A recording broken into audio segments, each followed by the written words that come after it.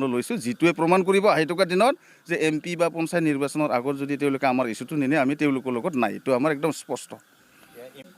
বিজেপিৰ একদম চৰকাৰৰ এগেইনষ্টত আমি পাৰ্টি আমি আমাৰ নিজাববীয়া আমাৰ যৌথ সংগ্ৰাম বা ৰাভা সংগ্ৰামী সত্তাৰ পৰা এজন কেণ্ডিডেট থাকিব আমি জানো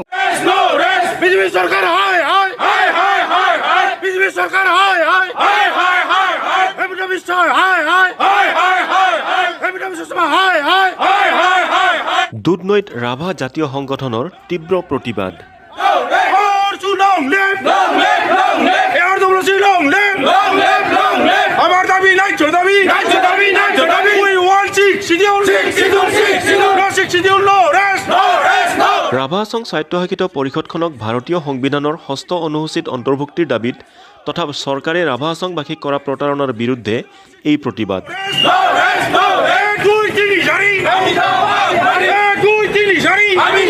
শ পুৰুষ মহিলাই হাতে হাতে জোৰ লৈ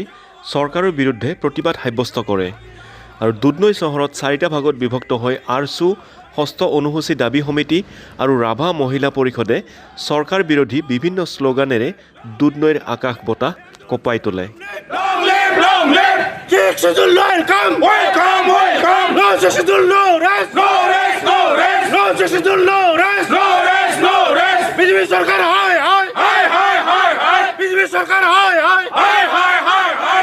চৰকাৰে ৰাজ্যৰ প্ৰতিটো নিৰ্বাচনৰ প্ৰাক্ষণত ৰাভা আছং স্বায়ত্তশাসিত পৰিষদখনক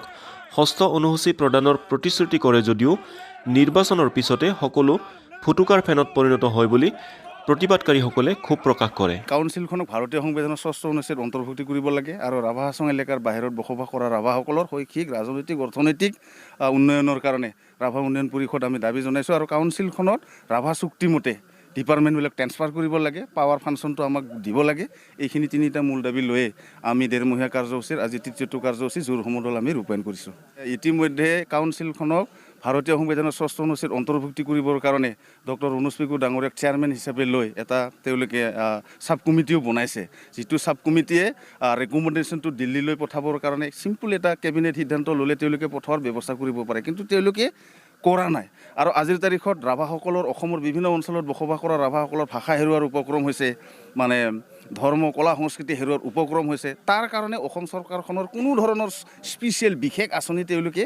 লোৱা নাই যাৰ কাৰণে আমাক 6 শিডিউলৰ গত্যান্তৰ নাই যাৰ কাৰণে কাউন্সিলখনৰ সাংবিধানিক ষ্টেটাছৰ গত্যান্তৰ নাই আপোনালোকে জানে আমাৰ ৰাভা আছং কাউন্সিলখন হৈছে কোৰ এণ্ড কণ্টিজেঞ্চি এৰিয়া এইখন ছেটেলাইট নহয় গতিকে এই ক্ষেত্ৰতো আমাক 6 শিডিউল দিয়াৰ কাৰণে এটা সম্পূৰ্ণ পৰিৱেশ ইয়াত আছে আৰু এইটো এটা বিদেশী আগ্ৰাসনৰ কৰিডৰ হিচাপে চিহ্নিত হৈছে য'ত এই অঞ্চলত বসবাস কৰা ৰাভাৰ লগতে বিভিন্ন জাতি জনগোষ্ঠীয়ে বিদেশীৰ কবলত পৰি নিজৰ ভাষা কলা সংস্কৃতি মাটি বাৰী কৰ্ম সংস্কৃতি সকলো নিজৰ হাতৰ পৰা হেৰুৱাৰ উপক্ৰম হৈছে তো সেইকাৰণে আমাক ছেফ দিবৰ কাৰণে খিলঞ্জীয়া মানুহক ছেফ দিবৰ কাৰণে এই অঞ্চলটোক ভাৰতীয় সংবিধানৰ 6ষ্ঠ অনুচ্ছেদ অন্তৰ্ভুক্তি কৰাৰ প্ৰয়োজন আছে কিন্তু বাস্তৱ ক্ষেত্ৰত এই বিষয়টোক আগবঢ়াই লৈ নোযোৱাৰ কাৰণে আমি এলায়েন্স মেম্বাৰ পাৰ্টনাৰ হিচাপে থকাৰ পিছতো আজি চৰকাৰক আমাৰ অধিকাৰ বিচাৰি এই কাৰ্যসূচীবিলাক আমি ৰূপায়ণ কৰিবলগীয়া হৈছে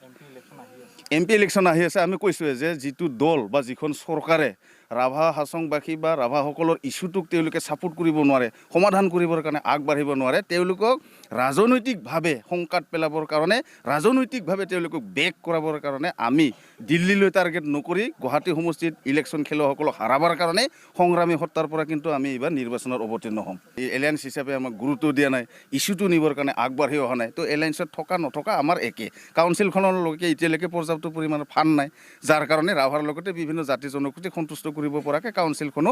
কাম কৰিব পৰা নাই কিন্তু আমি একদম আশাবাদী যে মুখ্যমন্ত্ৰী ডাঙৰীয়াই কৈছিলে যে ৰাজহুৱাভাৱে গণসমাৱেশত আহি কৈছিল যে মই আপোনালোকৰ লগত সহযোদ্ধা হিচাপে থাকি আপোনালোকৰ ইস্যুটো সমাধান কৰিবৰ কাৰণে দিল্লীলৈকে একেলগে মুভ কৰিম যিহেতু কামটো কৰা নাই সেইটো কৰিব বুলি আমি বহুত আশা কৰি আছিলোঁ এতিয়ালৈকে কোনো হাতে কামে কাম কৰা আমাৰ দৃষ্টিগোচৰ নহয় কাৰণে আজি আমি সংগ্ৰামী সত্তাসকলে ইয়াত এনেকৈ আমি আন্দোলন লৈছোঁ যিটোৱে প্ৰমাণ কৰিব আহি থকা দিনত যে MP বা পঞ্চায়ত নিৰ্বাচনৰ আগত যদি তেওঁলোকে আমাৰ ইস্যুটো নিনে আমি তেওঁলোকৰ লগত নাই এইটো আমাৰ একদম স্পষ্ট বিজেপিৰ একদম চৰকাৰৰ এগেইনষ্টত আমি পাৰ্টি আমি আমাৰ নিজাববীয়া আমাৰ যৌথ সংগ্ৰাম বা ৰাভা সংগ্ৰামী সত্তাৰ পৰা এজন কেণ্ডিডেট থাকিব